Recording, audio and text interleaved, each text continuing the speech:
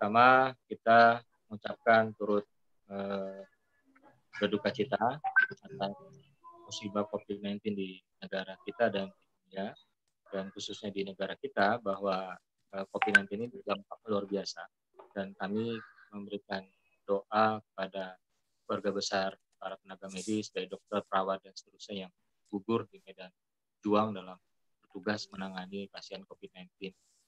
Yang kedua, kita juga mendoakan bagi saudara kita yang terpapar COVID-19 ini, semoga Allah Subhanahu wa Ta'ala Maha Kuasa memberikan kesembuhan, dan jangan panik. Insya Allah kita optimis bahwa dengan upaya dua hal yang kita lakukan adalah preventif dan pengendalian. Jadi virus ini belum ada antivirusnya. Jadi upaya semua negara adalah bagaimana menghentikan laju kendalinya. Yang kedua adalah bagaimana usaha preventifnya. Seperti saya rasa dua poin ini menjadi buat kita dalam konteks COVID-19 ini. Yang berikutnya juga kita patut mengapresiasi kepada semua pihak. Dalam hal ini kami di Provinsi Sumatera Utara, dan baik itu DPRD Provinsi dan Sumatera Utara dengan Pak Gubernur, bahwa koordinasi sudah dilakukan akhir tanggal 30 Maret 2020 kemarin di Kegemuran, kantor gubernur, dan insya Allah ada beberapa hal yang strategis yang kita sepakatin. Dan sebenarnya pasca dari tanggal 30 Maret ini, kalau kita hitung janjinya Pak Gubernur 4 hari, harusnya Jumat kemarin sudah disampaikan refocusing dengan realokasi APBD Provinsi Sumatera Utara 2020. Tapi sampai hari ini tadi, Senin, rapat pimpinan DPRD dengan pimpinan fraksi, itu belum sampai draft ajuan dari Pak Gubernur. Dan kita tunggu aja dalam pekan ini. Yang berikutnya sama seperti sahabat saya dari Ketua DPRD Kota Bogor, Pak Atang Kristanto, bahwa saya sampaikan dulu bahwa kondisi existing yang ada di Provinsi Sumatera Utara, data per 6 April 2020 jam 17.00, maaf, yang positif itu 57 orang, yang PDP itu 127 orang, dan yang wafat itu 5 orang. Jadi dari kami terus memantau pergerakan ini dari positif tanggal 4 April. Kemarin juga kami sudah diskusi juga dengan Direktur Eksekutifnya TIDI Pak Arya, ada 56 dan sekarang 57. Jadi alhamdulillah kita bersyukur bahwa trennya memang naik dikit, hanya satu pasien yang positif seperti itu.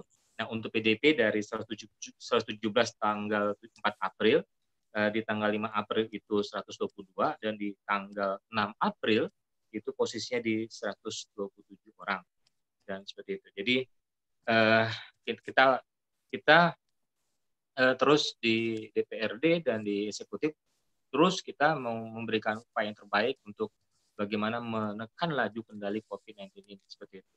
Jadi baik usaha-usaha persuasif kita lakukan, dan dalam konteks pelayanan kesehatan juga kita lakukan, dan perhatian besar kita kepada tenaga kesehatan kita juga kita perhatikan seperti itu. Nah, itu yang pertama terkait dengan masalah data. Yang kedua, saya sepakat dengan Ketua DPRD Kota Bogor, Bapak Atang, bahwa memang di PP nomor 21 ini tahun 2020 yang merupakan turunan dari Undang-Undang nomor 6 2018, sesungguhnya pemerintah lambat. Kenapa? Karena pemerintah, produk hukum Undang-Undang 6 2018 ini lahir di zamannya Pak Jokowi. Jadi saya mesti ingat betul bahwa kita terlibat dalam pembahasan melahirkan regulasi ini, Undang-Undang tentang karantina kesehatan, ya. Nah, itu 3 tahun pembahasannya, ya, setelah dia menjadi usul inisiatif DPR, langsung dibahas inisiatif DPR, 3 tahun bersama pemerintah, dan di 2018 disahkan menjadi Undang-Undang nomor 6, seperti itu. Nah, memang ini permasalahan mendasar di negara kita, bahwa eksekutif lambat dalam membentuk peraturan perundang-undangan, ataupun peraturan turunan dari sebuah undang-undang, itu PP, seperti itu. Misalnya, kita bicara tentang regulasi tentang wabah ini. Ada 2 instrumen yang kita gunakan, dan ini saya mengulang kembali setelah diskusi kemarin. Pertama ada Undang-Undang nomor 4 tahun 1984 tentang wabah, dan yang kedua adalah Undang-Undang nomor 6 tahun 2018 tentang karantina kesehatan, seperti itu. Nah, saya rasa ketika fenomena Desember masuk di Wuhan dan di Januari itu di negara Eropa dan negara Asia Tenggara mulai merasakan dampaknya, ya negara kita di bulan Februari itu tidak cukup untuk prepare lebih lanjut seperti itu, bahkan menganggap terkesan sepele dan menggampangkan masalah itu. Dan puncaknya adalah di Maret ini, bahwa Indonesia per tanggal 2 Maret itu terpapar 2 orang yang dari Depok itu seperti itu. Nah, kalau di Sumatera Utara kami belajar bahwa kematian pertama dialami oleh mendiang Dr. UM seperti itu, saya sebutkan ininya. Beliau dokter spesialis, baru pulang dari perjalanan dari luar negeri, dan karena tidak ada sebuah ketegasan oleh pemerintah dan tidak adanya permintaan untuk tanggap dalam mengantisipasi kemungkinan virus ini masuk ke Indonesia, sehingga warga bandara-bandara sebagai pintu masuk dan pelabuhan-pelabuhan sebagai pintu masuk seperti itu dilakukan upaya-upaya yang signifikan untuk mencegah ataupun mempreventif lebih dini seperti itu, early warning seperti itu. Nah, jadi bahkan kemarin diskusi kami dengan beberapa pakar epidemiologi bahwa kemungkinan virus ini sudah masuk di Indonesia di bulan Februari. Mungkin sebagian masyarakat pernah merasakan flu yang 2 minggu seminggu, gitu kan? Nah, bisa jadi gitu, karena itu sudah masuk di Indonesia di bulan Februari. Kalau kuliah kita melihat ke depan bagaimana bahwa upaya social distancing berubah menjadi physical distancing dan ada PP tentang PSBB ini, harapan kita bisa merupakan upaya untuk menekan laju penularan. Pertanyaan mendasar di masyarakat adalah sampai kapan kita melakukan physical distancing seperti itu. Saya sampaikan di forum ini bahwa sampai laju kendali grafik itu landai dan cenderung menurun. Ketika itu tidak terjadi, maka sesungguhnya kita dalam kondisi yang ancam.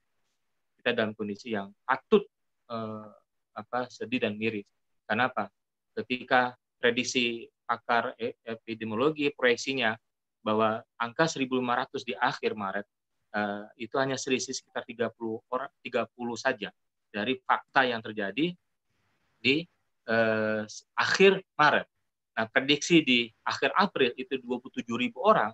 Nah, kita pengen kalau memang masyarakat ini, mohon maaf, tidak bersama-sama menjadi instrumen yang untuk mensukseskan dalam menekan laju kendali COVID-19 ini, ya na'udzubillah min dzalik, bahwa angka 27.000 itu bisa tercapai di negara kita ini. Tapi sesungguhnya kami di DPRD dan Pak Gubernur di Sumatera Utara, Pak Edi, juga tidak mau ini terjadi seperti itu. Nah, oleh karena itu kembali ke bahwa produk Undang-Undang PP 21 ini 2020 dan kita sudah mendapatkan bahwa sudah ada keluar Permenkes nomor 9 tahun 2020 tentang aturan turunan dari PP 21 ini tentang PSBB dalam rangka percepatan penanganan COVID ini. Nah, memang untuk wilayah yang red zone itu bisa dilakukan langsung karantina wilayah. Jadi di 5 lembar di PP 21 ini memang kalau kemarin diskusi kita memang derajatnya itu nggak muncul. Jadi kriterianya misalnya berapa orang yang dari misalnya persentase dari masyarakat yang satu provinsi ataupun kota, yang PDP-nya, ODP-nya, kematiannya seperti itu, positifnya, nah itu tidak ada angka-angkanya. Jadi red zone itu mesti suwir begitu. Jadi harusnya di kemarin tuh pembuat PP ini harusnya lebih detail kembali karena PP ini turunan dari Undang-Undang 6 tahun 2018 seperti itu. Ya, kita mensoroti itu terkait dengan lahirnya PP 21 itu. Yang kedua juga kita berharap bahwa di PP ini juga sangat mengkebiri, mohon maaf ya, fungsi kepala daerah baik provinsi dan kota. Maka izinnya kepada Kemenkes seperti itu. Nah, kita lihat Kemenkes dalam seminggu ini hilang dari edaran seperti itu. Nah, ini juga cukup memberikan suasana miris tadi, betul kata Ketua DPRD Kota Bogor, ketika provinsi melihat bahwa fenomena laju grafiknya itu signifikan antara PDP terus kematiannya dan ODP ini cukup signifikan. Ini dan kita harus segera menghentikan segera mungkin begitu. Kalau nggak kita menghentikan segera mungkin, maka masyarakat akan lebih luas lagi yang terkena dampak ini. Nah, itu yang berikutnya terkait dengan jika seandainya suatu daerah atau satu provinsi sudah masuk dalam kriteria red zone yang sesungguhnya di PP ini tidak disebutkan persentasinya ya atau derajatnya, misalnya klaster A, B, C, D, naik dia ke D dan seterusnya, maka akhirnya pemerintah daerah bingung, abu-abu, bingung, kebingungan. Kami juga di DPRD juga mohon maaf bahwa kami sepakat untuk mensahkan usulan Provinsi Sumatera Utara ya dari Pak Gubernur 500M. Walaupun sesungguhnya usulan dari Satgas COVID-19 Provinsi Sumatera Utara itu di angka 825M seperti itu. Nah, kami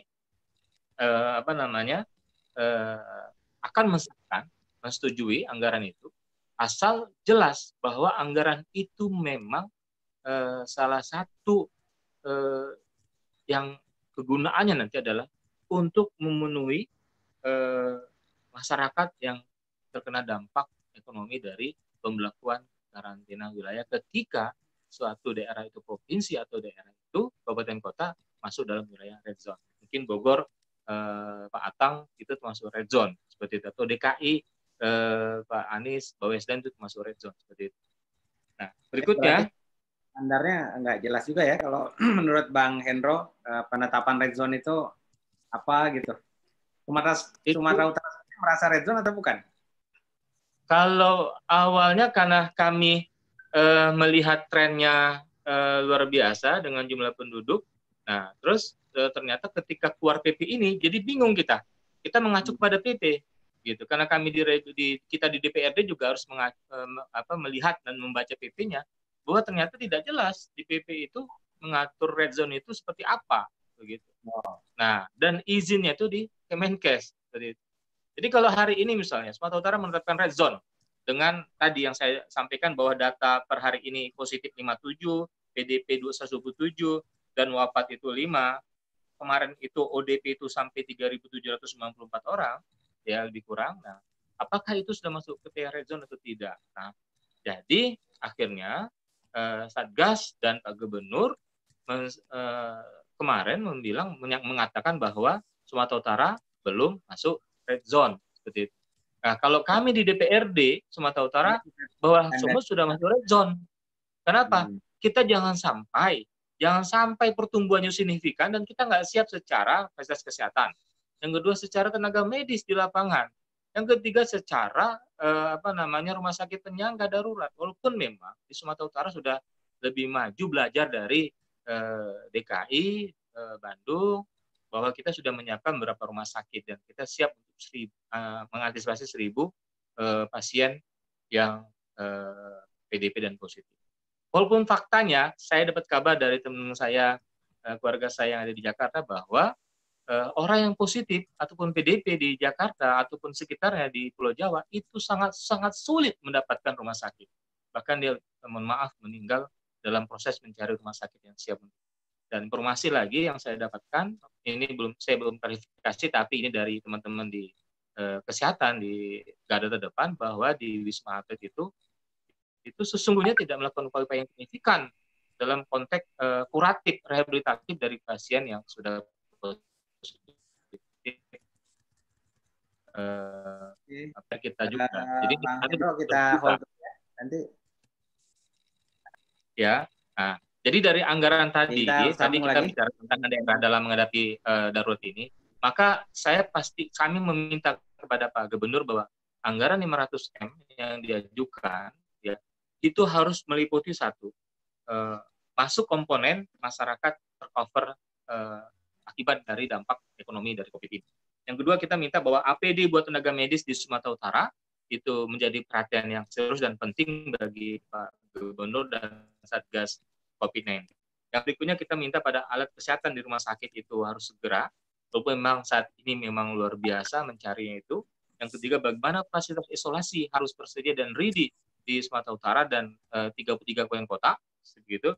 Dan berikutnya fasilitas fasilitas perawatan pasien khusus selama masa tanggap darurat ini seperti itu. Kami udah cek di 100 orang anggota DPRD Sumatera Utara, sudah ngecek di masing-masing dapil bahwa posisi kabupaten kota, kepala daerah, Pak Bupati, Pak Wali Kota di Sumatera Utara, insya Allah mereka dalam posisi siap jika warganya dalam suatu waktu itu terjadi lonjakan kasus ini.